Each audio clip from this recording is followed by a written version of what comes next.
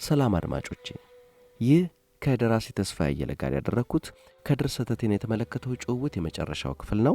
እንደ ባለፉት ሁለት ክፍሎች ሁሉ በዚህ በመጨረሻው ክፍልም ስለ ከድር ሰተቴ የትም ያልተሰሙ ነገሮችን እንሰማለን። ስለ ከድር የሰማችሁትን ማጋራቱን፣ ማንም ያልሰማው አዲስ ከድርን የተመለከተ የምታውቁት ታሪክ ካለም በአስተያየት መስጫው ላይ ጻፉልን። አብራችሁን ቆዩ።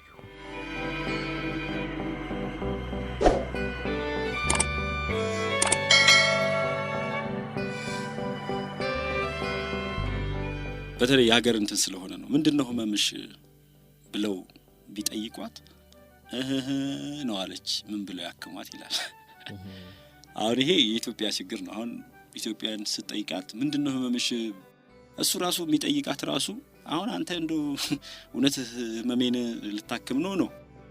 ነፍስ እግር ይመስል ይሄም ዛሬ ይመለከታታል። ነፍስ እግር ይመስል ያላፈጣጠሯ በስልጣኔ ዚም ባዙሪት ተክና ቡናዋን ሸቅጣ ጥይት ከተጫነች ትጣላለች የትም ከስሯ ተነቅላ ይላል።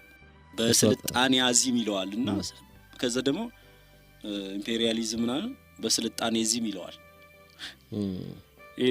ነፍስ እግር ይመስል ያላፈጣጠሯ በስልጣኔ አዚም ነው፣ በስልጣኔ ዚምም ነው ባዙሪት ተክና ቡናዋን ሸቅጣ ጥይት ከተጫነች እቺ ሀገር ትጣላለች የትም ከስሯ ተነቅላ ሆነች። ይሄ እንደዛ ነው። ቡናዋን ሸቅጣ ጥይት ከተጫነች የሆነችው ሆነች። ትንቢት ነው፣ ደርሷል። ትንቢት ነው በደም ጫማው መርገጫ እንጂ እግር ነው መሄጃ። እሾህ ያጠፋዋል ተራመድ ወደፊት ቆመ ጊዜ አታጥፋ ይልሃል። ደግሞ ልክ ቀደም አለኝም ብለህ አትፍራ የለኝም ብለህ አትኩራ ዓለም ተለዋዋጭ እድል ተገላባጭ እንደሚለው ያስር ቤት ታስሮ ማን ነው የሚፈታኝ ያለው? ቅድም ጀምረ ነው ነበር አይደል? ዝም ብሎ ባደራ ተቀምጦ ማለት ነው። አንድ ማን የሚባል ሰው እንደሆነ ማን ደፍሮ ኮሎኔል ይሁን ሻለቃ ይሁን ብቻ ማን ደፍሮ እንደሆነ አስታውሳለሁ። ባደራ ያስረዋል። ከዛ በሶስተኛው ቀን ፍቱኝ ይላል። በሶስተኛው ቀን እሱ ባደራ የሰጠህ ሳይመጣ አትፈታም ሲሉት ሻለቃ ማን ደፍሮ ሸገር ሄዶ የቀረንደው ከድር ሰተቴ እዚህ በሰብሳል እንዴ አለ። እዛ ይሄን ተብሎ በሁለተኛው ቀን ከደርግ በሆነ እንትን ከረሸናቸው የደህንነትና የምሰዎች መካከል አንዱ ሆነ። ከዛ ደንግጠው ፈቱት። ሸገር ሄዶ የሚቀር ከሆነ ነው ያለው። አሁን ትንቢታዊ ማንነቶቹ አብዛኛው መንፈሳዊ ማንነቱ አለ። አሁን ይሄን ሁሉ ያደረገው መንፈሳዊ ማንነቱ ነው። መንፈሳዊ ማንነት ስንል ስለ ሃይማኖታዊ ጉዳይ አይደለም። እስከ መጨረሻ ዘመኑ ብዙ ስራቶች አስተናግዷል። ከዛ ከብዙ ሰዎች ጋር ተዋውቋል። እኔ ኢንተርቪው ያደረኳቸው ሰዎች አብዛኞቹ እንደውም በጣም በሳል ነገር የነገሩኝ እስር ቤት አብረውት የነበሩት ናቸው። እስር ቤትም ባህሪው ተመሳሳይ ነው፣ ውጭም ተመሳሳይ ነው። እንዲህ ስታስበው ግርግዳ የለውም፣ ሰተቴ የለውም ግርግዳ። ያ ማለት የሆነ ሰው እስር ቤት ሲገባ ባህሪው ሊለወጥ ይችላል፣ ጸባዩ ይለወጣል፣ ማንነቱ ይለወጣል። የሱን ተቀያያሪነት የሚወስነው ያለበት ሁኔታና የሱ ስሜት የሱ ፍላጎት ነው እንጂ ምንም አይነት ግድግዳ የለውም፣ አትለውጠውም። ተመሳሳይ ነው። አልፈታም ሊልህ ይችላል ቢፈልግ። ከፈጣሪ ጋር ራሱ ያለው ግንኙነት ያለው ይለያል። እንደዚህ አይነት ሰዎች ከፈጣሪ ጋር ያላቸው አሁን ዘርዓ ያዕቆብ ፈላስፋው አክሱም ሲያስተምር አስተምሮቱ ልክ ስላልሆነ፣ በነገራችን ላይ ዘርዓ ያዕቆብ ራሱ ፈላስፋ ነው የምንለው ልክ እንደ ከድር ሰተቴ አይነት አፈንጋጭ ነው። ምን ብሎ ያስተምር ነበር መሰለ?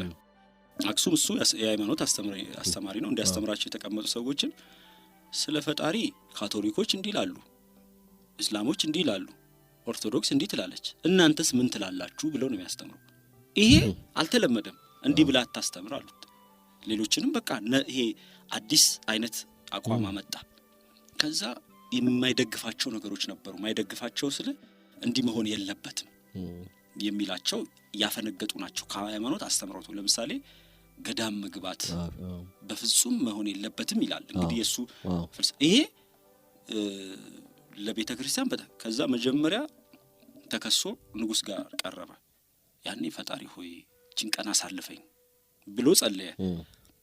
በሚቀጥለውም አመሉን ግን አልተወም። ምክንያቱም እንደዚህ አይነት ነገር የምትተው አይደለም እንትን አይልህም። ይሄ ኮንትሮል የምታረገው አይደለም። ምክንያቱም ያምሃል እኮ ስጋ ሀሞክ ለስጋ ስትል ትተዋል አይደል? ኦልሬዲ ስጋህን እንትን አትለውም። እና አንዳንዴ ሞቱም ምንም አይታይም። ምክንያቱም እኛ የምናይበት አይደለም፣ እነሱ ሞትን የሚያዩበት ጉዳትን የሚያዩበት አይናቸው ሌላ ነው። እኛ ያ አይን የተከፈተልን ቀን ነው ጉዱ። እና ልክ ዳግም ሲከሱት ዘርዓ ያዕቆብ ምንድነው የሚለው የማስታወሻው ላይ ወይንም ባዮግራፊው ላይ ያኔ አስቸገርኩት ፈጣሪን፣ እውነትም ደግሞ ሞት ያስቀጣው ነበር ጉዳዩ በደንብ እንትን ቢቀርብ ተለሳለሱልኝ፣ አሁን ግን ፈጣሪን አላስቸግረውም ብሎ ነው የሚሸሸው። ሸሽቶ የሆነ ቦታ እኮ ተደብቆ ምንድነው የሚለው አሁን ዝም ብለን እንትን እዛ ጋር ተደብቆ በጸሎት በምን ነው የምንለው? ተፋጠጠ። ምንድነው የሚፋጥ? ምንድነው ውስጥ የፈጠርከው ነገር? ምንድነው ያደረከኝ ነገር? ምንድነው እየተሰማኝ ያለው ነገር? ይሄንኑ ነው አይደለ? ከድርሰተት አስተምረኝ እኮ ነው የሚለው እንትና ዘርዓ ያዕቆብ። አሳውቀኝ፣ ልክ ያልሆነ ነገር አለ ወይ? ለምንድነው እንዲህ ሆንኩት? ለምንድነው እንዲህ ማስበው? ምክንያቱም እንደዚህ አይነት የሆነ አይንክ ሲከፈት በቃ ያኛው ከማህበረሰብ ውጥት ትላለህ። ከዛ ስንት አመት ነው 3 አመት ነው ምና ዋሻ ይኖረው ዘርዓ ያዕቆብ። ከዛ ሲመለስለት ዘርዓ ያዕቆብ የሚገርም አኗኗር ነው ኖሮ ያለፈው። ከድርሰተቴም እንደዚህ ምንድነው ይላል አይደል? ከድርሰተቴም የሆነ ቀን አረ ልኑር በቃ ይላል። ምንድነው ውስጤ ያስቀመከው እሳት አለፍም እሳት ውስጤ ረፍ ተው የማይባል ይላል እኮ አለ የሆነ ፍም እሳት በቃ ረፍ ተው የማይባል እና እባክህ ተረጋግቼ የምኖርበትን ህይወት ስጠኝ፣ ዝም አስብለኝ ወይ ዝም ይልና ይጠይቃል። አንዴ ድዋስ እስከ እስር ቤት ተፈቶ ቆሞ አግኝቼው ይዤው ገባው አለኝ አንድ ሰው። ከዛ ምን እያረክ ነው? እንደውም ዛሬ ማታ ካንተ ጋር እናምሽ ብዬ ይዤው ገባው። አሁን ባንክ ሰራተኛ ነው ይሄ ሰው አብዱ ይባላል። ይዤው ገባውና ልስገድ አለኝ። ከዛ እሺ ብዬው በቃ ፊት ለፊት ቡና የሚፈላ ብዬ በቃ ምክንያቱም ፊቱ ላይ ያየሁት እንትን አይደለም። ከእስር ቤት ተፈቶ እንትን አለው መሰለኝ። ይሄ አንዳንድ ጊዜ የምትነካበት አለ፣ እንደዛ አይነን መነካት ላይ ነበር መሰለኝ። እና በቃ ፊቱ ላይ ስላየውኝ ከዴ ወዴት ነው እባክህ አብረን እንግባ ዛሬ እንደዚህ በቃ እንትን ብሎኛል ሲል እንደ አይነት ነገር ደግሞ ያምናል ከድርሰተቴ። በእንትኑ አይደለም የሚመራው ይሄ ቀጠሮ በእንትን በምን አይደለም። በቃ ልቡ የሆነ ትክክለኛ ቦታ እንደሚወስደው ያውቃል እንጂ በቀጠሮ ምናምን አይደለም። የሆነ የቀጠረው ሰው ጋር ራሱ ሆኖ ከሆነ ሰው ጋር ሊሄድ ይችላል። ዛሬ ከሱ ጋር ነው የምውለው ከእንትና ጋር ነው ይሄ ይመረዋል ማለት እና ውሎ ልክ እንደሆነ ያውቃል። በቃ እያንዳንዱ መንገዱ ልክ እንደሆነ ያውቃል። ያን ቀን እንደዛ ሲያገኘው በቃ አይ በቃ አንተ ጋር እንደሆነ ገና መፈታቴ ነው ምናምን ይለዋል። እና ማታ አንዳንዴ ቀን ስራ ስትውል ጅማ ቤት ቁጭ ይባላል። በቃ ቡናም ፈልቶ ደስ የሚል ጊዜ ታሳልፋል። ሊመሽም እስከ 6-7 ከዛ ሰተቴ ውስጥ ገብቶ በቃ እንዲሰግድ መስገጃ ተሰጥቶት ድምጽ ሰማውኝ የሆነ ሰዓትና ትስል እያለቀሰ ዱዓ ያረጋል። ያ አላህ ለምንድነው እንደዚህ የምታረገኝ? ለምንድነው ውስጤ ያለ እንደዚህ አይነት እሳት ውስጤ ያስቀመጥከው? ወይ አቅልጠኝና አንድደኝ በቃ ይሄ መጨረሻዬን አድርገው፣ ወይ ደግሞ እንዳደርግ የፈለከው ነገር ካለ ለምንድነው በስቃይ እንዲሆን የምትፈልገው? በቃ ልሁ ነውና ምናልባት እንግዲህ በዚህዛ እስር ጊዜው በቃ እንትን ያለው ሊሆን ይችላል ብዬ ገምታለሁ። በኔ ሊታሰር ይችላል ምናምን፣ ግን የሆነ የነሳው የሆነ ውስጡን እንትን ያለው ነገር አለ አንዳንዴ። ምክንያቱም ብልጭ ይላል ይሄኛው ማንነት ሰው ስጋ የሚባለው። ምክንያቱም ማንንም ቢሆን ቢቻልችን ጽዋ ብታሳልፋትም ይላል እኮ አለ እኮ ሰውና መለኮት ሁሉ ጊዜ ሰው ውስጥ አለና አንድ ጊዜ ይሄኛው ይመጣና ረባከተው ይላል፣ ያኛውም ይመጣልና ይሄ ትግል አለ በጣም አለና ይሄንን ጸሎት ሲያረግ ሰምቻለሁ። ዱዓውን ሁላ የሰተቴ ዱዓ የሚል አለ። እንደውም ልክልሃለሁ። በጣም የሚገርም ዱዓ አለው የሰተቴ ዱዓ ብሎ ይነገረኝ። በጣም የሚያምር ዱዓ ቀድቼዋለሁ፣ በራሴ ድምጽ ራሱ ቀድቼዋለሁ። የሰተቴ ዱዓ ይባላልና በጣም ነው ዱዓ የሚያረገው። ዱዓ ማድረግ ማለት ቀጥታ የሆነ ዱዓ ነው የሚያረገው። በቃ ለልብም ለአይንም የሞላን አርገን ልባችንም ኪሳችንም የሞላ አርገው ከተራራው ጫፍ ላይ አድርሰን ቁልቁል የምንመለከት አታርገን፣ እኩል አርገን፣ የሰው በታች አታርገን፣ የሰው በላይ አታርገን ይላል። ሐቃችንን ሸጠን ለሆድ ቁሳቁስ የምንሸምት አታርገን ይላል። ግሳት ይሰማኛል ማን ነው የጠገበ ህሊናው ተርቦ ሆዶ የጠገበ ይለዋል። ይሄ ማለት እያንዳንዱን ነገር ሲለው ሰው ውስጥ ሄዶ ቁጭ የሚል ዱዓ አድርግልን ይሉታል እስር ቤት። አንደኛው መጨረሻ 81 ሲረሸን ታሪኩን የነገረኝ ሰው እኛ እሱ ዱዓ አድርጎልን ነው የተፈታ ነው፣ እናንተ ነገ ትወጣላችሁ፣ እሱ በተገደለ በሶስተኛው ቀን ይወጣ ነው አለ። ለረጅም ጊዜ ታስረው የመጨረሻ ላይ ነው፣ የመጨረሻው ላይ ነው 81 ማታ የመጣለትን እራት አንድ ላይ የምንበላውን ነው አፈር ላይ ቀላቅሎ ለብቻ ይበላሉ አለ። ለብቻ ይበላሉ፣ እናንተ ለብቻችሁ ብሎ የራሱን ወስዶ የራሱን ከዚህ በኋላ ከዚህ ጋር ነው የምንበላው። ሲምቦሊክ ነው። ከዚህ በኋላ እንዲህ ነው የምንበላው ነው። እዛ ለሊት ተወሰደ፣ ሞተ። እና እነዚህ ሰዎች በጣም ዱዓ ያደርግልን ነበር። የሚያደርገው ዱዓ በቃ ሐቃችንን ሸጠን ስጋችንን የምናተርፍ ህይወታችንን የምናተርፍ አታርገን ይላል። እውነት ነው። ሰው ሐቁን ሸጦ እና ደግሞ የከፍታ ላይ አድርሰን ይላል። ከከፍታ ግን ቁልቁል የምንመለከት አታርገን። ጥበብን ስጠን ይላል። በጥበብ ግን የምንሸቀጥ ሰዎች አታርገን። አጥራ ንጹህ አርገን ወልውለን ይላል። በተወለወለ ማንነታችን ሰው ሁሉ ራሱን እንዲያይ በቃ በጣም ከባባድ ዱዓ። እኔ እንደውም ያንን በጣም ብዙ ጊዜ ለማመደው ነበር። ከዛ ዱዓ የሚያደርጉ ሰዎችን እየሄድኩ ሰማ ነበር። ድምጻቸውስ በጣም ጠንካራ ለልብ የሚደርስ አይነት ትሰማለህ። በቃ ልባችንን ስለገራኸው ስላነቃህን ታላቅ ስላደረከን እናመሰግናለን ይላሉ። የተቀመጡት ባዶ ቤት ሊሆን ይችላል። ስላተረፈረፍከን እናመሰግናለን፣ በጸጋ ስለሞላህን እናመሰግናለን ይላሉ። ከዛስ መጨረሻ ላይ የኔን ዱዓ በግራ ይዘህ በቀኝ ያንተን ዱዓ አሳካልኝ ይላል። ሲፈጽሙ የኔን ዱዓ በግራ ይዘህ በቀኝ ያንተን ዱዓ አሳካልኝ። ያንተን ዱዓ ማለት አንተ የምትፈልገውን ማለት ነው። የፈጣሪ ምክንያቱም ሰው ነው የፈለገውን ነገር ቢጠይቅ ሊሳሳት ይችላል። ስለዚህ ያንተን በግራ ያዝና የኔን በቀኝ ያንተን አሳካልኝ። የኔን በግራ ይዘህ ያዘው ያንተን በቀኝ አሳካልኝ። የመጨረሻ መዝጊያዋ ናት እቺ። ዱዓውን በዚህ ነው የሚዘጋው።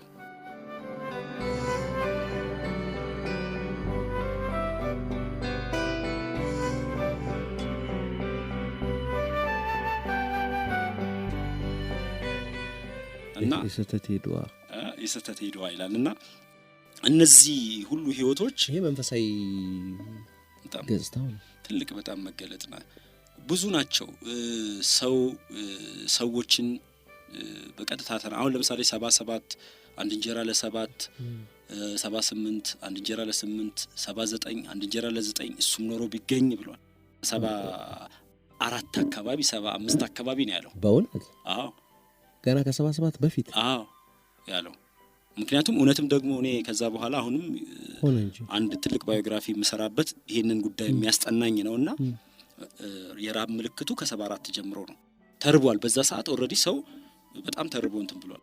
አይገርምም? ግን ታሪካዊ መገጣጠም ቅድም አሁን 60ዎቹ ረሸን ያልኩ ደርግ በወሎ ረሃብ ችላ ባይነት ብሎ ነው የገደላቸው። አይገርምህም? 75 ላይ ከ10 ዓመት በኋላ ያ ሁሉ ሚሊዮን ሰው በረሃብ ያለቀው 10ኛ ዓመቱን የአብዮት ምስረታውን እያከበረ ነው። አየህ የታሪክ ድግግሞሻችን በጣም ፋሽን ይለዋል። ይሄ የፖለቲካ አጨፋፈርን ኢህአፓ የተበላች ጊዜ ደግሞ እንዲህ የሚል ቅኔ አለው። በጣም ከሚገርሙኝ ቅኔዎች መካከል ነው። መውረድ ብረት ሲልስ ይሸበራል በሬ ይቋምጣል ውሻ የፊቱን ነው እንጂ የኋላውን እንጃ ሊያስብለን ፈልጎ ሲያርስ በሬ ማሳ ወድቋል ከመንገድ ዳር ውሻ መርዝ በልቶ ይለዋል። ይሄ ኢህአፓ ነው። ኢህአፓ ነጭ ሽብሩን ሲያውጅ በቃ በጣም ኮንፊደንስ ነበረው። በቃ ይሄን ደርግማ መትቸው ይሄን ምናምን ብሎ በህቡ ነው የተደራጀው ምናምን ኃይል ነበረው። ያሉ ሰዎች ይዘዋል ምናምን። ግን ይሄ መውረድ ብረት ሲልስ ነው። ይሸበራል በሬ ይቋምጣል ውሻ የፊቱን ነው እንጂ የኋላውን እንጃ ሊያስብለን ፈልጎ ሲያርስ በሬ ማሳ ቀንበር ላይ ጭኖ ወድቋል ከመንገድ ዳር ውሻ መርዝ በልቶ ይላሉ። መንገድ ላይ ወድቀው ላቸው ላይ ቀይ ሽብር ይፋፋም ተብሎ ተለጥፎባቸዋል። ለምሳሌ መስጠት እንዲለምዱ ልጆችም እንደኛ እናስተምራቸው ዘካን በሀገርኛ ይላል። መስጠትን ማስለመድ በሀገርኛ እናስተምራቸው ዘካን በሀገርኛው መስጠትን ማህበራዊ ሂስ አለው። ለምሳሌ ግዛት ነው ጠቅላይ ሆነ ሀገር ካልተስተካከለ የሆነ አስተዳደር ይለዋል። ሲስተም ምንም አይደለም ነው። አይመጣለት ጊዜ ወይሱ አይጠፋ ቅማልና ጡሃን በስሙ እየፋፋ ይለዋል ማህበረሰብ። ኢትዮጵያ ትቅደም አላችሁ ሱሬ ቀየራችሁ፣ ኢትዮጵያ ትቅደም አላችሁ ሸሚዝ ቀየራችሁ፣ ኢትዮጵያ ትቅደም አላችሁ ጫማ ቀየራችሁ፣ አቤት ወጋችሁ ኢትዮጵያ ተረስታ አየን ፊት ቆማችሁ። ይሄ ኢትዮጵያ ትቅደም ዝማሬ ላይ ነው። ከዛ ጠንቀካኪ ማታ ውስኪ የሚለው ካኪ ዲሞክራሲ ደግሞ የሚለው ካኪ ዲሞክራሲ ይለዋል። እንግዲህ እነዚህን ሁሉ ነገሮች አሁን ከድር ሰተቴም በሱ በንቁ ማንነቱ በመንፈሳዊ ህይወቱ በስነ ቃሉ ይሄ ሰው ሆኖ ስለመፈጠሩ አሁን በአይዲዮሎጂ ምን አይዲዮሎጂ ደጋፊ ነው፣ ምን አይነት ሰው ነው፣ ሃይማኖቱ ምን ብለን አንደርስበትም። በቃ ሰው ነበረ ነው የምንለው። ሙሉ ሰው ነው። ፍርሃቱ ለምንድን ነው ማይፈራው ስንል በቃ ገባው የሆነ ነገር። አሁን ሰው እንዲህ ነበር የሚሆነው። እኔ አሁን የገባኝ ነገር ሰው እንዲህ ነበር የሚሆነው፣ ግን ምን ሆነ? አዲስ የሆነ ማንነት አበጀና ድራማዊ የትወናዊ ቲያትር ማንነት አበጀን። ከዛ የተጻፈ ነው አብዛኛው የምንኖረው አኗኗር ቲያትራዊ ማንነት አበጀን። ከዛ እንደ ገጸ ባህሪ ህይወትን እንተውነዋለን እንጂ አንኖረው። ስለዚህ ይሄኛው ኢንስትራክቸር ሲይዝ ማህበረሰቡ ያ የኛ መልክ ነበር። እንደዛ ነበር መሆን የነበረብን። እውነተኛው ሰውዬ እብድ ተባለ። በቃ እብዱ ምክንያቱም ያን ኢንስትራክቸር አናውቀውም፣ ግን የኛ ማንነት ነው። ምክንያቱም ይታየናል። ጠያቂነት ውስጣችን አለ ተደፍኖ እንጂ፣ ብሩህነት ውስጣችን አለ ተደፍኖ እንጂ፣ ለእውነት መሞት ውስጣችን አለ ተደፍኖ እንጂ፣ እንዳለ የተደፈኑ በሮቻችን ተከፍተውለታል። የሚገርምህ ደግሞ ማህበረሰብ እንዲህ አይነት ሰው ሲመጣለት በጣም ደስ ይለዋል። ምክንያቱም ራሱ ነው። አሁን እኮ እብድ በለው እንጂ ማለት ነው። በነገራችን ላይ እብድ በለው እንጂ የሆኑ ውስጣቸው እንደው ልትል ምትይዛቸው እንደው ልጄን እያሉ ሚስቴን እያሉ ቤቴን እያሉ ስጋዬን እያሉ ኑሮዬን እያሉ የያዘቻቸው እኮ ደስ እኮ ነው የሚላቸው።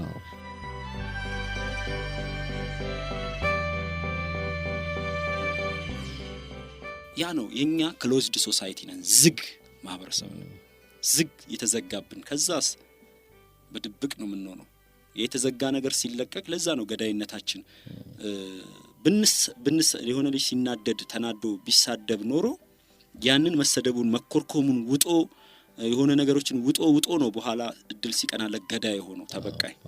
ልጁ ግን ሲኮረኮም ቢያለቅስ ኖሮ በለቅሶ ይወጣለት ነበር። ሂሊንግ ነው። ቢሳደብ እውነቱን ቢናገር በቃ ትክክል ያልሆነ ቦታ ትክክል አይደለም ብሎ የመናገር ነጻነት ቢሰጠው ኖሮ ይናገራል። ውስጡ ቀብሮ ትክክል እንደሆነማ አሳያቸዋለሁ አይልም።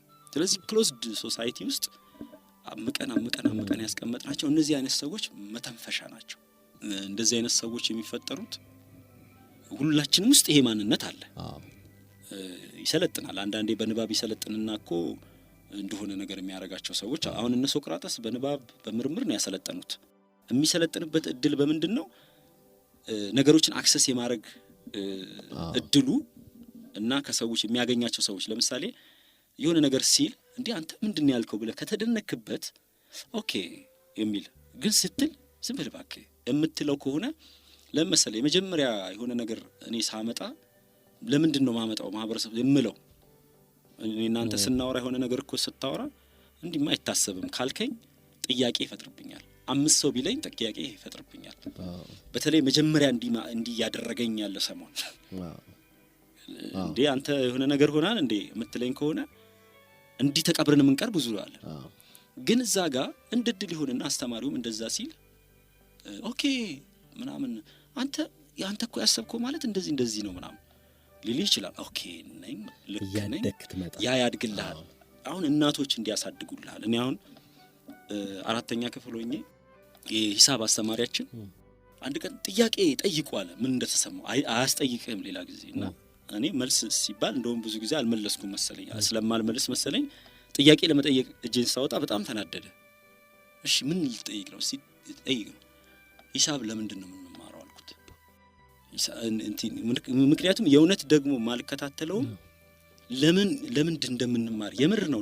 እንደምረው የሆነ ነገር እንደምራለን እንቀንሳለን። ምንድን ነው ሌላው ነገር የሆነ ነገር ነው ይነግረን እንትን ቋንቋ እያወራን ነው። ግን የሆነ ነገር እንደምራለን የሆነ ክቡ ነገር ውስጥ እንትን ይላል። ይሄኛው ምናምን በጣም ነው የምር አሁን ሳስበው ራሱ እንትን ቢለኝ ከዛ ምንድነው የምናረጋቸው? ከዛ ምንድነው አሁን እነዛ እንደማርናቸው ምንድነው የምናረጋቸው? የምር አልገባኝም። እና ስጠይቀው በጣም ይኮራከማልና በኩርኩም ብሎኝ ለእናተ አስቤዛ ልደም እንትን ጉልት እናቴ ቡና ሱካር ትሸጣለች ለእናተ ጉልት ልደምርላት ምናምን ብሎ በኩርኩም አለኝ። እየጮኩ ነው ቤት የደረስኩት። ትንሽዬ መንገድ ሲቀር እናቴ በጣም ተደባዳቢ ናት። ድብድብ ማለት ሽመለኛ ናት። ሰላሌ የሸዋ ዱለኛ ናት። እና እኔ ነጠላዋን ለብሳ ሽመሏን ይዛ ስትወጣ ከሩቅ ነው ያየኋት።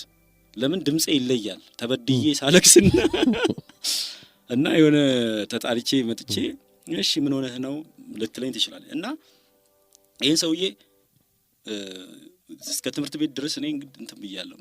ምንድነው እንደዚህ አድርጎ እንደዚህ ያለኝ እንደዚህ በቃ ምን ሆነ ነው የሚል ጥያቄ የኔ መልስ እስክንገናኝ ነው የተገጣጠመው እንጂ ደርሶ አይደለም።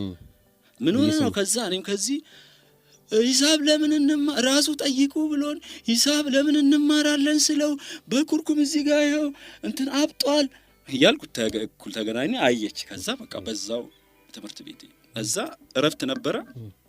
ሰውየውን እያሯሯጠች ወገቡን በሽመል የምሬን ነው ትምህርት ቤት ከርሰተቴ ናቸው ተገብቶ ይዘዋት ከዛ ታይ እንደዚህ ያደርገና አያስተምርህም እንዴ ይሄ እንደዚህ አይነት ሰው ልጄን አያስተምርም ምናምን ብላ ይዛኝ ገብታለች። ከዛ ሽምግልና እንትን አለቀውም ብላ እንደውም እዚህ ትምህርት ቤት ውስጥ አይደለም አለቀውም ሰውየው ምናምን ብላ ምክንያቱም እሷ የቀበሌ ሊቀመንበርም አንድ አሽታፈሪ የሚባሉ ቀበሌን በምን እንደሆነ አስቀይመዋት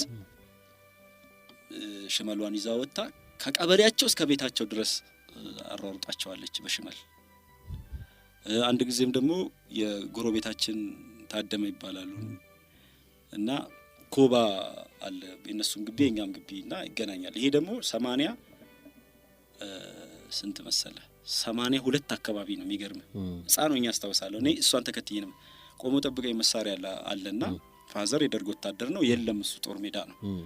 ከአልጋው ስር ሰባ ወጣች አቀባበለች ሄደች። ሰውዬው ሁሌ በዛሽ ጋር እንትን ብሎ ሰክሮ ይሳደባል ኮባችሁ ምናምን እያለ ማለት ነው እና ይሳደባል። እዛ ኮባው ላይ ወስዳ ጉው ስታረግ እንትን ተኮሰች ማለት ነው። እኔ ሞታ አልኳት እሷ እኔ ስሯን ቀሚሷን ይዤ ሞተ ስላት እና ጮኸ። ሰውዬው ወደቀ። ውይ ሞትኩኝ አለና ወደቀ። ሞተ ስላት ዝም ብሎ እንትን ነው እኔ ኮባው ላይ ነው ተኮስኩ ዝም ብሎ ነው በቃ እንትን ሽንቱን ሸንቶ ነው ቀዘኑን ቀዝኖ ምናምን ላይ ገባን ማለት። ከዛ ፖሊስ መጣ። ሰው ሰፈር ተሰበሰበ። ምክንያቱም ኮባው እንትን ጫፍ ላይ ነው ተኮሰችው። በጣም ነው ጮኸ። ተሰበሰበ እንትን አለ። ያኔ ያ መሳሪያ ምናምን ተወረሰ። እሷም አንድ ቀን ታስራ ምናምን ተፈታች። ግን የእናንተ ኢንፍሉዌንስም ሊሆን ይችላል ብዬ አስባለሁ። ከድርሰተቴም እንትን ይዛል ከዘራ ይዛል ምን ነገር አለ። ሽመል በሸዋ አብዛኛው ሸዋ ሽመል ሴትም ከሆነች ወንድም ከሆነች ሽመለኛ ነው። ሽመል ማለት በቃ ዝም ብለ መከቶት ይጫወታል። ከዛ ግን እያደገ እንደ ውድድርም ይሆናል። ከዛ ግን ብዙ ጊዜ በጣም የሚችሉት ሴቶችም ወንዶችም ሽመል እንደ ዝናም ይወራል። ሽመለኛ ነው እንትን ምክንያቱም መሳሪያ ሊያስጥል ይችላል በሽመል ይሄን ያህል ነው እንትኑ እና በቃ ይቀመጣል ቤትክ ይኖራል በማንኛውም ሰዓት እንትን ልትለው ይሄንን ወደዚህ ያነሳውልህ እንደውም እሷን ስላነሳው ነው እናቴን ሁሌ በዚህ ስለማነሳት የሂሳቧን ጥያቄ ነው። አሁን እዛጋ ልክ ሰውየው እንደዛ አለኝ አይደል እኔ ከዛ በኋላ እኔ ሂሳብ የሚባል ነገር በፍጹም እንትን አላልኩም። እናቴ እንኳን እንደዛ አርጋ ትሪት እንኳን ብታረግ አልመለሰውም። በቃ ያ ኩርኩም የሂሳብ እንትኑን አፍርሶታል። የማህበረሰቡን እንትን አለ። ከዛ በኋላ ልጅነቴ ማከም አለብኝ ብዬ ቁጭ አልኩኝ ለወር ዘግቼ። ከዛ ለወራው ልጅነትን ማከም ይሄ በልጅነታችን የተሰሙንን ነገሮች ማከም የቱጋ ነው ይሄ ነገር የተበላሸው? ለምሳሌ እኔ ለምንድን አሁን ሂሳብ ለምን ያስጠላኝ ፊዚክስ ምን ከዛ ማጥናት ጀመርኩኝ። ከዛ እዛጋ እሱን መረመርኩት። ማን ነው ምንድነው የተማረው ሪፈረንስ ያደረከውና በሽታ የሆነብን። ከዛ ያን ሰውዬ አፈረስኩት። ምክንያቱም አንድ ዲፕሎማ የተማረ ሰውዬ ስራ አጥቶ ተቀጠረ ሂሳብ አይወድም። ከዛ መደመር መቀነስ እንጂ ያ ጥያቄ እሱን አይመለከተውም አይወድም። ስለዚህ እኔ መታኝ የኔ ጥፋት እንዳልሆነ የኔ ጥፋት ሳይሆን የሱ እንደሆነ ለአእምሮ ይሳረጋግጥለት። እሺ ታዲያ እንዴት ነው ምናምን ከዛ የተለያዩ ሂሳብ ማትማቲክስ ላይ እንትን ያሉ ዶክመንታሪዎችን ማየት ጀመርኩኝ። አይገርምህም? ሂሳብ ማለት ተፈጥሮን መመርመሪያ ነው። ፊዚክስ ራሱ የሚለው ተፈጥሮ ነው። የተፈሩ ትምህርቶች እንዳለ ፈጣሪን ሚስጥር የሚገልጡ ናቸው። እኛ የፈራናቸው በእኛ ማህበረሰብ ሰው አካብዶ የጫነብን ነገሮች ሁሉ እንደዛ ናቸው። እና ይሄ አሁን እንደ ማህበረሰብ እንዲምትሆነው ነገር አለ። ጥያቄክ እንዲለመልም ከተደረክ ያማንነት ለምልሞ የሆነ ሰዓት ክንፍ ልታበቅለት ይችላል። ያማንነት ግን ገና ብቅ ሲል ከተከረከመ ከተከረከመ በፍጹም ልትወጣ አይችልም። ምናልባት እሱ እንደፈለገው ሲናገር ከድርሰተቴ አባቱ ነፃነቱ ነበሩ።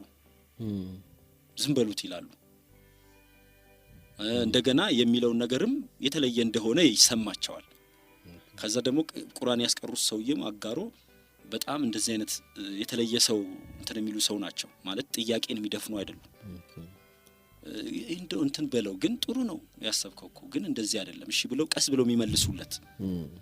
በኋላ ግን የሚያገኛቸው ሰው ያ ይሄ መጫኑ የተለየ ይሄ ኦቨር እየወጣም ሲሄድ እንትን ይሉታል። አንዳንዱን ትሪት ሊያደርጉለት ይችላሉ። ግን ትንሽ ፈንገጥ ሲል እነሱም ሊኮረኩሙ ይችላሉ። ምክንያቱም እነሱም የማህበረሰቡ እንትን ናቸው። ትንንሿን ነገር ትሪት ያደርጉላል። ስለዚህ በዛ ሁኔታ ውስጥ ሄዶ ነው የተወሰነ እያለ ሲሄድ እነዚህም ትልልቅ መጻፍ ያነባሉ የሚላቸው ሰው ያተማሩ ጋርም ሲያወራ ሲደነቁበት ያ ነገር ያደገ መጥቶ ግን ያ ነገር የሚያመጣበት ነገር ደግሞ ያዘባርቀዋል። ምክንያቱም ተመተ ተሰብረህ እግሩ ተሰብሯል፣ ጉልበቱ ያነከሰ ነው የሚሄደው። በዛው ላይ ብዙ ቦታ ተመቶ ያቃል፣ ተደብድቦ ያቃል። እሱ ምንም እንትን አይለውም፣ ግን እየቀየረ ይሄዳል። ስብናህን ይቀይረዋል።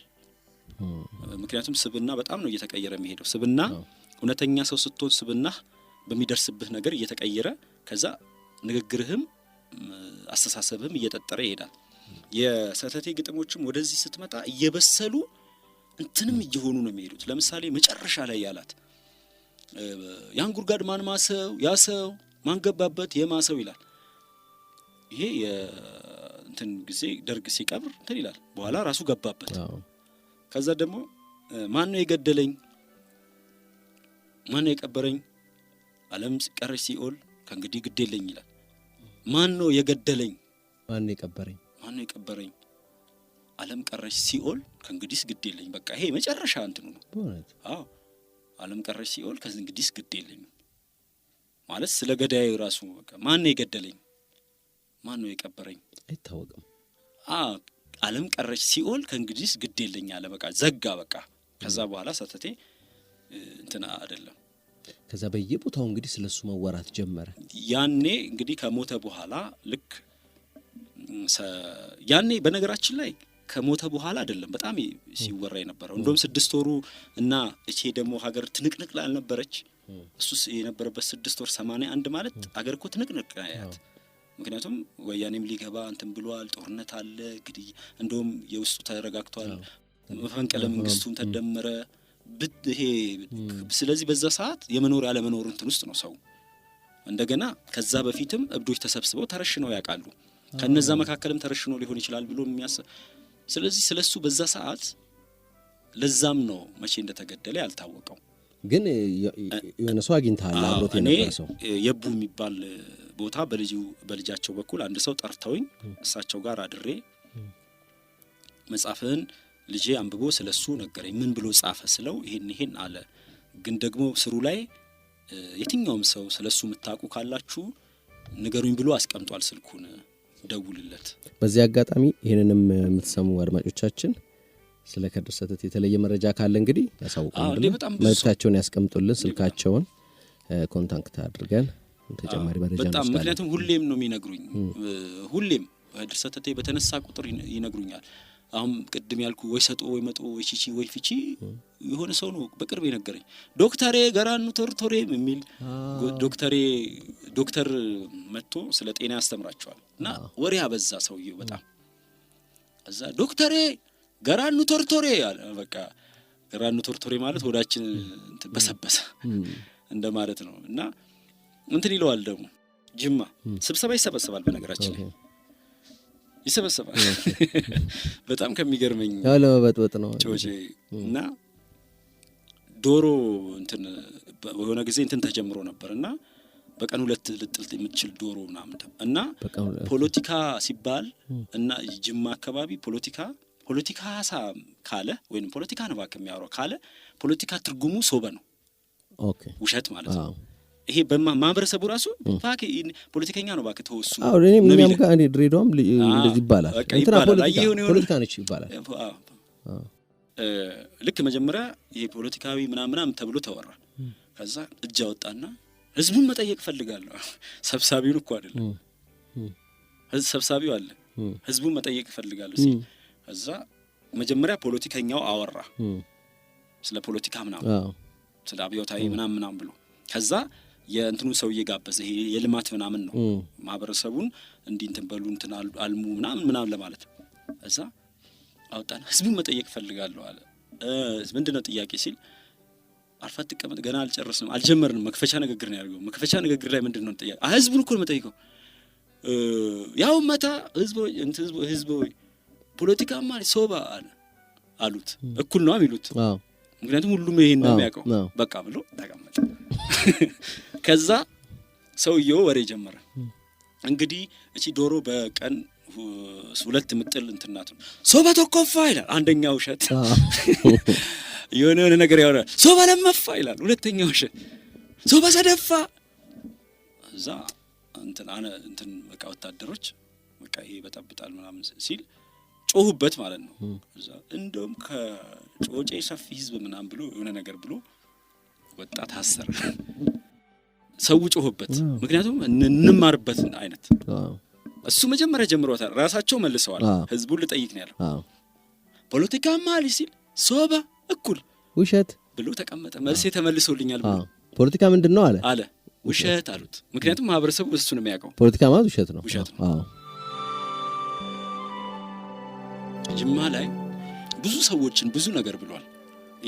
ማህበራዊ ግንኙነቱ አለ፣ ፖለቲከኛው አለ ማለት የትኛውም ጋር አለ። በነገራችን ላይ የሚወዳቸው አሉ፣ ወሊን ነገና የሚላቸው አሉ። ወሊን ነገና ማለት አብረን እነግዳለን ብር የሌለው ቀን አረቦች ስራ ይሄድልሃል። ሱቅ ያላቸው ሰዎች አሉ።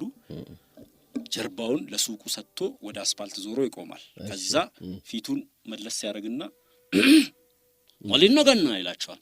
አብረን እነግዳለን። እቺ ቅኔ ሁሉንም ስለምገባው በቃ ሰተቴ ዛሬ በቃ የውሎን ፈልግ እንትን የለውም ብር መስጠት አለ አውጥቶ ብር ይሰጠዋል። ይሆነዋል ያለው ይበቃዋል ያለውን ግምት። አንዳንዱ ደግሞ ወሊን ነገና ሲለው ምን ታመጣለህ ምናምን ይሏል። ከዛ እሱ ወሊን ነገና ምናምን ሲል ግግም ካልክ እስቲና ለና የምታመጣውን ካልከው ችግር የለውም። አንድ ሰው ሱቅ አይገባም። ምክንያቱም ሴቶችም ሰተቴን ካዩ በሌላ መንገድ ነው የሚሄዱት። ሌላ ሰውም ከሆነ ካየ አቋቋሙ ካላማረው አይገባም። ወይ ቀጣዩ ሱቅ ነው የሚገባው ወይ መጀመሪያ ሱቅ ነው የሚገባው። ስለዚህ ወሊን ነገና ሲልህ ድርሻውን የቀኑን ትርፍ አብረን የምንነግደው ብለዋል። ስለዚህ ትርፍ የጋራ ነው። ካልሆነ ምንም አንሰራም። ስለዚህ አብሮ ትርፉን ተጋርቶ መሄድ ነው። አስቀድሞ ትርፉን ተቀብሎ ማለት ነው። እንደዚህ አይነት የሚያጋጥም የሚልበት ጊዜ አለ። ዳይሬክት ገንዘብ ምናምን ሰው አይጠይቅም። በዚህች ሙድ ነው የሚጠይቀው። የተለያዩ ሰዎች ጋር የተለያየ ግንኙነት አለው። ግንኙነት ስለ ከሁሉም ጋር የሚገራርም ግንኙነት አለው። አሁን ለምሳሌ የማንን እናንሳ? ጋሽ አለማየሁ የሚባሉ መንዝ ሙዚቃ ቤት የሚባል ነበረ። በጣም ብዙ ሙዚቃዎች ያወጣ ታከለ ነው ተክሌ የሚባል እንደውም ካሴት አለው ተክሌ። ሌሎችም ካሴቶች መንዝ ሙዚቃ ቤት እዛው አሳታሚ ናቸው። እዛው ፕሮዲዩስ ይደረጋል። ፕሮዲዩስ ያደርጋሉ። እሳቸው ጋር ይሄዳል እና ሞክሼ ነው የሚላቸው። እሳቸው በዊልቸር ነው የሚሄዱት። እሱ ያነክሳል ሞክሼ ይላቸዋል። እና ብዙ ገጠመኞች አሏቸው። ከዛ ገጠመኛ አንደኛው ሸዋበር ናቸው እሳቸው። አሁን እንደውም መንዝ ፋርማሲ ሆኗል። ልጃቸው አለች እና ያቺ ልጃቸው በልጅነቷ እሷ ከነገረችኝ ታሪክ ነው። እዛ ፊት ለፊት ሸዋበር ፊት ለፊት ደግሞ መጠጥ ቤቶች አሉ። በጣም ብዙ መጠጥ ቤቶች። በቀኝ በኩል በዚህኛው በኩል ደግሞ የነሱ ፋርም እንትን አለ ሙዚቃ ቤት። ብዙ ሰው እዛ ጋር ይቆማል፣ ሰው ይሰማል ሙዚቃ። በጀርባ በኩል ደግሞ የሚቀመጡበት አለ። ብዙ ጊዜ መጥቶ ይላቸዋል። አንድ ቀን እጣን ይዞ መጣ።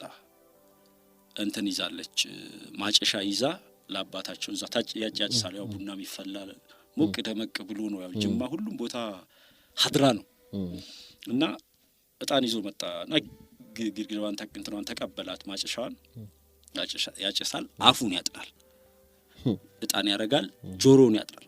አፌንም ታጠንኩት ክፉ እንዳናግረኝ ይላል። ጆሮዬን ታጠንኩት ክፉ እንዳሰማኝ፣ አይኔንም ታጠንኩ ክፉ እንዳያሳየኝ ይላል። የሆኑ ሰዎች ከመጡ አንተ አፍ መታጠን አለበት ክፉ እንዳትናገር ክፉ እንዳያሳየኝ ልጠንህ ይለዋል ባለቤቱ። ዛሬ ደግሞ ምን እብደትህ ምናምን እንዳለ እያጨሰ እንደዚሁ ያጥናል። በቃ አፉን ያጥናል፣ ጆሮውን፣ አይኑን ሲል ዋለ እና ልክ ወደ 12 ሰዓት ላይ ሲወጣ አስፓልት ነው እንግዲህ ሲወጣ እዛ ሸዋበር ድብድብ ብዙ ጊዜ ይኖራል እንግዲህ የጠጣ ሰው ምን አስፓልት ላይ ከፍተኛ ጸፍ ድብድብ ያያል። አይ እና ታርቀናል ነው ታረቀኝ ነው ፈጣሪ በቃ ታረቀን በቃ ራሳችንን አጥነናል። ልክ እንደ ቤተ መቅደስ ነጽተናል ከምንም ነገር ከክፋት ወሬም ከክፋት ድርጊትም ከክፋት ሲያይ ጸብ ነው። አይ ድኝ ነው እንደ ይሸጡልኝ እጣን ብዬ ቤተ መቅደሱን ያጠንኩበትና ከንቱ ነው ብሎ ግርግራውን ሰብሮት በዛው ይሄዳል። በቃ ማጨሻውን ማለት ነው። ከሳቸው ጋር ሌሎች ታሪኮችም አሏቸው። ከዛ ደግሞ አሊ ወርቄ የሚባሉ አሉ። አሊ ወርቄ ወርቃንጣሪ የሴት ደረት አሳማሪ ይላቸዋል። ለመጀመሪያ ጊዜ እንዲህ ሲላቸው እውነትም አሊ ወርቄ በወርቅ ማንጠር ይታወቃሉ፣ ጎበዝ ናቸው። ስለዚህ ይሄን ሲላቸው ፖዚቲቭ ነው። አሊ ወርቄ ወርቃንጣሪ የሴት ደረት አሳማሪ በቃ ቆንጆ እኮ ነው የምታረጋቸው አይነት። ግን አሊ ወርቄ ሰተቴ የሆነች ነገር ሳስብ ብለው በቃ ገና ሲያዩት ከሩቅ እንትን ይሉታል። ከዛ እንዲህ እያለ ያው የሆነ ጊዜ እንትን ሲል ይላቸዋል። አሊ ወርቄ ይላቸዋል። ዝም በል አንተ ብሎት ያልፋሉ። እንደዚህ አይነት ሰዎች ብዙ ያውቃል። ከዛ አረጁ እሳቸው የሆነ ጊዜ አሊ ወርቄ ኦሪጂናሌ እርጅና መጣ ምን ተሻለ አላቸው። በከዘራ ተደግፈው ነው የሚሄዱት። በቃ ኦሪጂናልስ ንቁ የነበረ ሰው ነው። እርጅና መጣ ምን ተሻለ ይላቸዋል። በጀርባ በኩል በዚህ ደግሞ ስትመጣ ከሸዋበር ወደ አረቦች ተራ መሄጃ የመጀመሪያው ላይ ፋንቱ ተካ አለች። ፋንቱ ተካ ግሮሰሪ ከፍታለች። በጣም ነው የምታምረው። ቤተሰብ ይኖራል። እንደዚህ አይነት ነገር እንግዲህ እኔ ያገኟቸው ታሪኮች ላይ የሚከፋቸው ማይከፋቸው ሊኖሩ ይችላሉ። አንዳንዶቹን ፋንቱ ተካ በጣም ነው የሚወዳት ማለት ያደንቃታል። በጣም ዘመናዊ ናት። በጣም ይሄ ሃምብልና ካሪዝማቲክ ናት። ተንከባከባለች። ስለዚህ ምንም እንትን ጸብ የላቸውም። እንደውም እሷ ጋር መሄድ ነው የሚያስደስተው እንጂ ፋንቱ ተካ አንቺን ነካ ሆዱ መሬቲንካ ይላል። ያ ማለት እዚህ ውስጥ ታገኘዋለህ። ከዛ ግን የሚለው ሌላም ይኖራል። እሷም ትንከባከበዋል። እዛም ሰዎች እንትን ይላል። ከዛ አይቶ ሁኔታው ካልተመቸው ሊሄድ ይችላል፣ ሊቆይ ይችላል። ቆይ ተብሎም አይቆይም፣ ሂድ ተብሎም አይሄድም። በልቡ መንገድ ነው የሚሄደው። ከዛ ፊት ለፊት ደግሞ ሾኔ ፋርማሲ አለ። ደጃዝማች ሾኔ ይባላሉ። ደጃዝማች ሾኔ ደግሞ በጣም የሚገርም ባህሪያቸው ይወጡና ፋርማሲያቸው ፊት ለፊት ቁጭ ይላሉ። ፊት ለፊት ላይ አስፋልት ተሻግሮ የፋንቱ ተካ ቤት አለ። እንትን ቡና ቤቱ እሳቸው ቁጭ ነው የሚሉት እና የሚያልፍ ሰው አካምቡልተን ደጃዝማች ዝም ነው የሚሉት። ለሰው ሰላምታ አይመልሱም።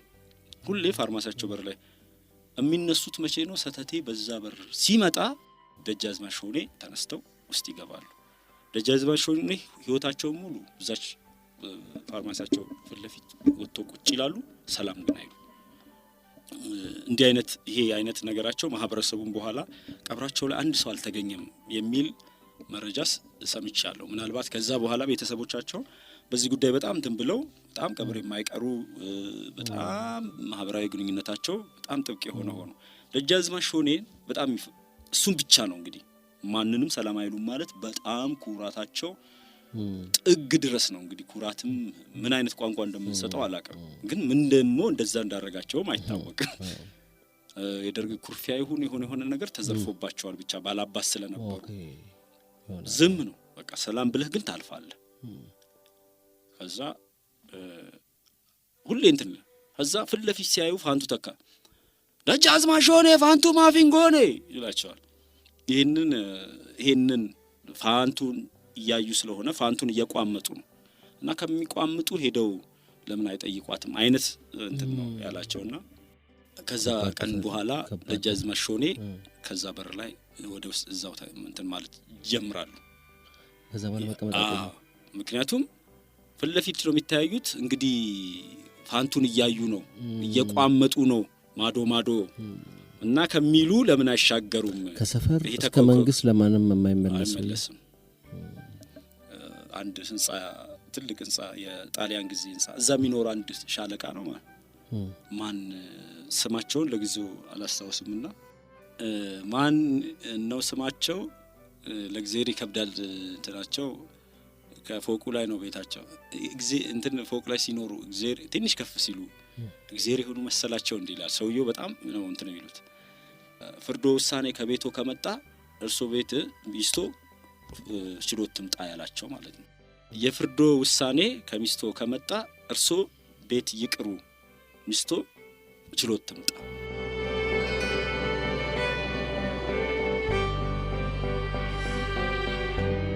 ምክንያቱም አንድ ሰሞን እሱ ዝምታ መነገድ ጀምሮ ነበር። የደርግ እንትን እየከረረ ሲሄድ ይሄፓም ብሎ ወንድምም እህቱን ምናምን ማሳሰር ሰው ሲጀምር የሚያዋጣ ንግድ ጀምር ያለው አለ። ምንድነው ሲባል በጆሮ ይነግራል እና ይሸጣል። ዝም አንድ ብር 25 ሳንቲም ምናምን እንትኑን ሳንቲሙን መረጃው በደንብ የለኝ፣ ግን የሚያዋጣ ንግድ ብሎ ነው ይጀምረው። ዝምታ ነው የሚሸጠው። በጆሮ ዝም ይላል። እንደዚህ ነው የሚለው። ዘመን አዙሪቱ ገና ጉድ ያሳያል። እውነት አይኗ ጠፍቶ ሐሰት ይመራታል። ንግግር ሲሆን መደናቆር ሰው ዝምታን ገዝቶ ይክበር። ንግግር ሲሆን መደናቆር ዝምታን ገዝቶ ሰው ይክበር። ለቲክቶክ ዘመን እኮ የተባለ ይመስላል የሚገርመው ግን እና ይሸጣል በቃ እየዞረ ያ ማለት በዚህ ሁላ ያወራል፣ በሁሉም መንገድ ያወራል። ዝምታን መነገድ ጀመረ። የሚያዋጣ ንግድ ነው ብሎ ይሄ ራሱ ቅኔ ነው። የሚያዋጣ ንግድ ነው ብሎ ሰው ይከፍላል። እና አንዳንድ ሰዎች ምን ሊለን ነው ብለው የእውነት እኮ ነው የነገሩኝ። ከፍለው በጆሮ ይነግራል።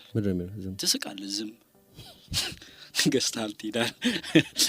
እና ይሄ ለብቻው ከዛ ልክ እንደዚህ አብሰርድ የሆነ እኮ የዜን ስቶሪ ነው ይመስለው አይደል? እነዚህ ሰዎች ስታስባቸው ዝምታው እንኳን ያስጨንቃቸው፣ ዝምም ሲል ምን አስቦ ነው የሚለው ያስጨንቃቸዋል። ከዛ ደግሞ ምን አለ ደግሞ ያስጨንቃቸዋል። ቅድም ደግሞ እንዳነሳ ነው ሰው የፈለገውን ይልና እሱን ያለው ሊል ይችላል። እና በዚህ ሁሉ ውስጥ ግን የራሱን ኑሮ ይኖራል። ስለ ፍቅረኛውስ ባለቤቱን ወይንም የፍቅረኛውን አግኝቼ ነበር። የጠፈቃ ልጅ ናት እና አሁን በህይወት ባለፈው ነግረውኛል። አሁን በህይወት የለችም። በእውነት 3 ልጆች አሏት። አስቴር የተቀየረ ስም ማለት ነው። እና ፍቅረኛው ነበረች፣ ይገናኛሉ ምናምን። ግን ታቆ እንትን ብሏል። አጋሮም ሄደዋል። ከጥላውን ባዘጋጀው ሙዚቃ ላይ ጅማም ተገኝተዋል፣ እንትንም ሄደዋል። ግን ሰውየው በዛ ምክንያትም ታስሮ ያውቃል።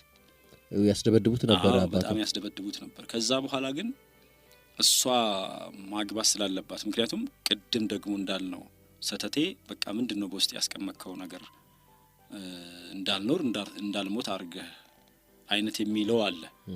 ስለዚህ እኔ ህይወት አልሆንሽም፣ ይጠፋል። ጠፋ ለ3 ወር ምናምን። እና ይሄንን ያደረገው ምንድነው እኔ አልፈልግሽም እኔ እንትን አለም ብሎ ጽፎላት ምናምን ነው የጠፋው። ከዛ ኦሬዲ እስቲያምጩ እንግዲህ አንቺ ፍቅረኛ አለኝ ካልሽ ስትባል ሊገኝ አልቻለም። ኦኬ እንደዛ ነው እንደ ከዛ ስለዚህ እኛ እንወስናለን ብለው ዳሯት። ከስንት ጊዜ በኋላ መምጣቱን ሰምታ በሆነ እንትን ስትል ተገናኝተው ነገራት። ምክንያቱም እኔ ህይወት አልሆንሽም ባል አልሆንሽም ህይወት መሆን አልችልም፣ ምክንያቱም የተረጋጋ ህይወት የለኝም፣ ነፍሴም አንድ ቦታ አርፋ ይሄ ነው ምላት አይደለችም፣ ነፍሴ ከኔ ቁጥጥር ውጪ ናት፣ እኔ ተቆጣጣሪያት ይሄን ያንን ሁኚ ምላት አይደለችም። ምክንያቱም ዝም ማለት ስፈልግ ልታስለፈልፈኝ ትችላለች፣ እንደው ህይወት አበጅቼ ወይን ጎጆ ቀልሼ ስኖር መታሰርን ፈርቼ ዝም ላልል እችላለሁ እና ከኔ ጋር ስትንገላች ነው የምትኖሪው እና ደግሞ እኔ እንትን ህይወት ያለኝ ሰውም አይደለም ማለት እንደዚህ ይሄኛው አይደለም፣ በቃ ይሄ የኔ ህይወት ይሄ አይደለም መስመሩ። ስለዚህ አንቺ ደግሞ ህይወት ያስፈልግሻል እንደማንኛውም ሰው በዛ ቀጥ ብሏቸው ነው። ከዛ እንደውም አንድ ጊዜ ትላለች ቤት ሲመጣ እዛ ሲመጣ በጣም በቃ አምሮበት ምናምን ነው የሚመጣው። ምክንያቱም የሚያገኛ ጊዜ ሰወር ያላለበት ጊዜ ነው ማለት አንዳንድ ጊዜ ይለያያል። በነገራችን ላይ ሰተቴ አንዳንድ ጊዜ ከቁጥጥሩ ውጪ እንደሆነ ሁላ መታቀበት አለ። በጣም ይለፈልፋል ምናምን። አንዳንድ ቀን ደግሞ ጫወታ ብቻ የሚፈልግበት ቀን አለ እና ሲመጣ አንዴ ሲያንኳኳ አባቷ ይከፍታሉ። ማስ እንደምን አሉ ጋሽ ጠበቃ ልጆት ፈልጌ ነው ብሏቸዋል እና በጣም ነው የሚናደዱት። በዛ ዘመን እንደዚህ ማለት አስበው አንዴ እንደምን አደሩ ጋሽ ጠበቃ ልጆትን ፈልጌ ነበር። ምክንያቱም እውነቱን የፈለገው እሳቸውን አይደለማ የፈልገው የመጣው እሷን ነው። አሁን እንግዲህ ያውቀዋል፣ እንግዲህ ያስደበድቡታል፣ ያውቃል፣ እንተዋወቃለን፣ ያው በኋላ ያስደበድቡኛል እንግዲህ ነዋ። ያው በኋላ መደብደብ ካልቀረ እዛው እውነት ተናግረው እንግዲህ እሷንም እየተቆጣጣት እንደሆነ ይደበድቡታል። ከዛ ግን እሱ ምንም አይመስለውም ይመጣል ይመጣል። ግን በኋላ ይሄ ነገር እንትን እያለ ሲሄድ ለሷ የማዘንና እሷም ህይወት እንዲኖራት የማረግ እንትን ውስጥ ይገባልና ይሄ ነው በጣም እኔ በጣም እንዲመረመር ሰተቴ በጣም እንዲጠና መፈልገው። አሁን እኛ በተከታታይ ድራማ አምጥተናል፣ በተከታታይ ሲትኮም ምንድነው ማህበረሰብ ራሱን እንዲመለከት። ለምን እውነተኛ መሆን እብድ መሆን አይጠይቅም።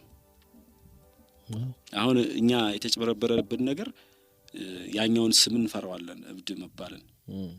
ግን እውነተኛ መሆን እብድ ሊያስብል አይገባም። ምክንያቱም እውነተኛ አለመሆናችን እኮ ነው አሁን እንትን እያለን ያለው። ለምን በስራችን እውነተኛ አንሆንም፣ እርስ በርስ እንበዳደላለን። በእያንዳንዱ ነገር እውነተኛ አንሆንም፣ ደስተኞች አንሆንም። ትዳራችንም ይሁን ልጆቻችን ላይ እውነተኞች አንንም፣ ውለታ አናስተምራቸውም። ስናስተምር እውነተኞች አይደለንም፣ ከልባችን አናስተምርም።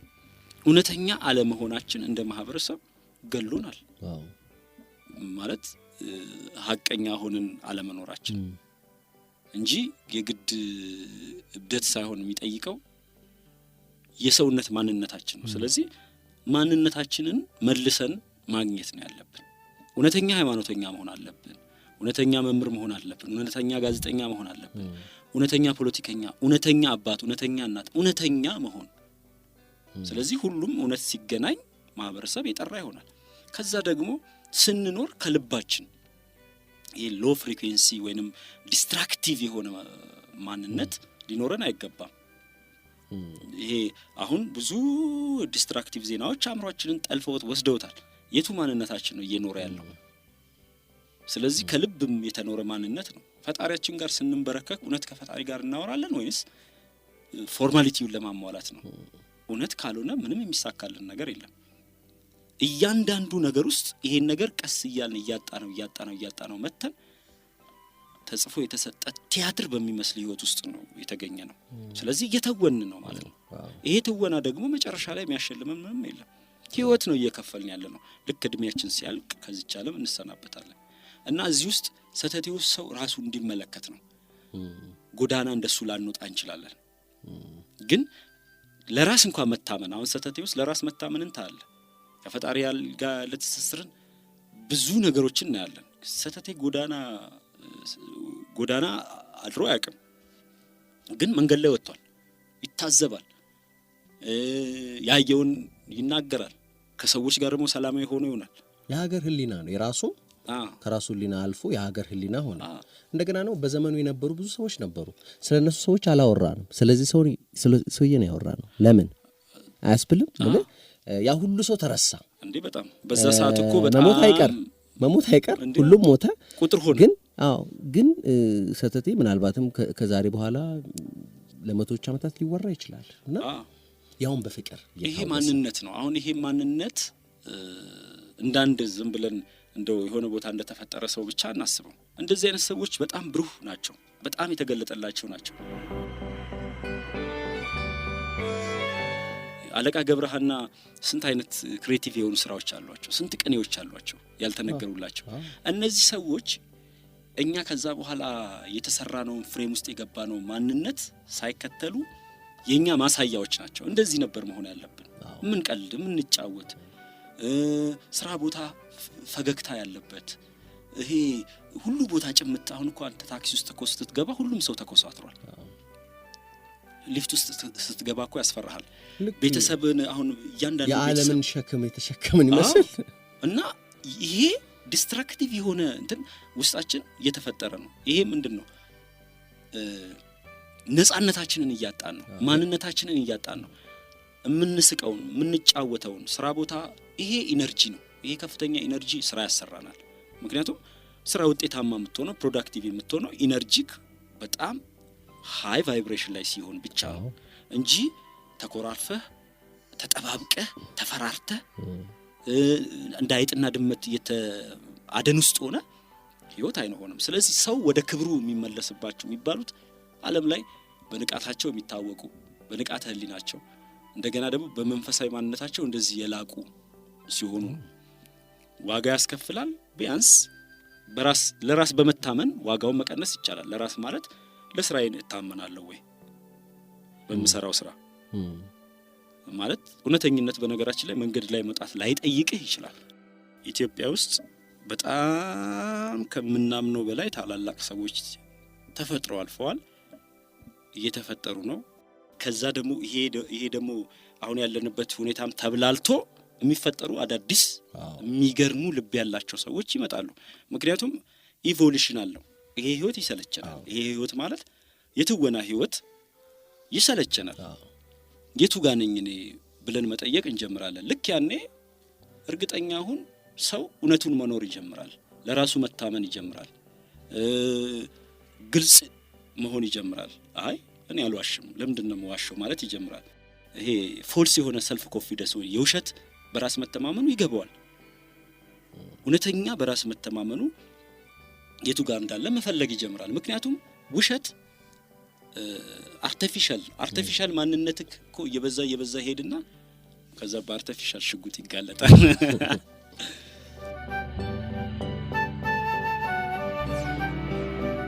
ስለ ከድር በደንብ የተጫወት ነው። በዚህ አጋጣሚ እንግዲህ ስለ ከድር አዲስ መረጃ እናውቃለን የምትሉ አድማጮቻችን አድራሻችሁን አስቀምጡልንና ተጨማሪ መረጃችሁን እንቀበላችኋለን። ከድር ሰተቴ ታሪክ በተከታታይ ሲትኮም ስለሚመጣ በሱም ደግሞ ያዩታል አርቲስት ቲቪ ላይ በደንብ ያኔም ልናየው እንችላለን። ግን አጠቃላይ እንደው ከድር ሰተቴ ከዚህ የሚለው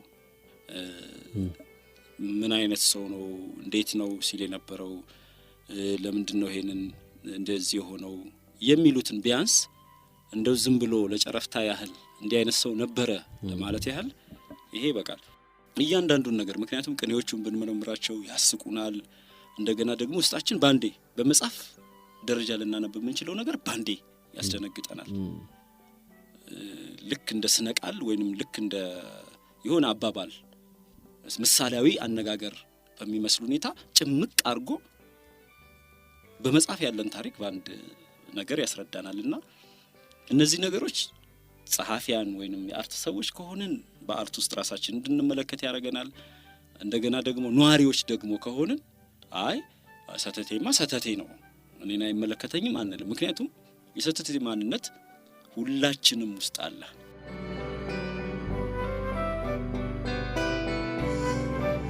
ውድ የቻናሌ ተከታታዮች በከድር ሰተቴ ዙሪያ የሚያጠነጥን መንገደኛው ባለቅኔ ከድር ሰተቴ የተሰኘ መጽሐፍ ከጻፈው ከወዳጄ ከደራሲ ተስፋዬ አየለ ጋር በከድር ሰተቴ ዙሪያ ያደረግነው ቆይታ በዚሁ አብቅቷል።